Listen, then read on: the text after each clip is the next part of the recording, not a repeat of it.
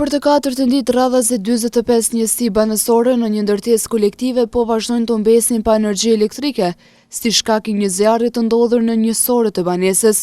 Kjo situatë po i shqetëson shumë banorët të cilët po përballen me vështirësi të shumta për shkak të mungesës së energjisë, veçanërisht tani që temperaturat kanë rënë ndjeshëm dhe kryerjen e obligimeve ditore. Kjo është dita 4 që jemi në këtë gjendje.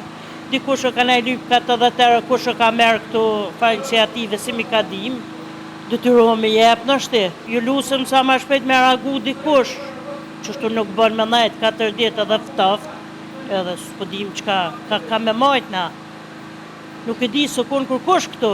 Të tjerë banor prapa kamerave theksuan se pamundësia për të ngrohur ambientet, për të ruajtur ushqime dhe për të përmbushur nevojat e përditshme, ka krijuar një situatë të papranueshme. Përveç të ftoftit, po përballemi me probleme edhe me ngrohjen e ujit, për gatimin dhe për detyrat të tjera bazike, që kërkojnë zgjedhje të menjëhershme nga autoritetet përgjithëse, tha njëra nga banueset e këtushme. Ndërkohë ekipi ynë sotësisht ka kontaktuar Kecin për të mësuar të rejat e fundit për problemin e kësaj ndërtese kolektive.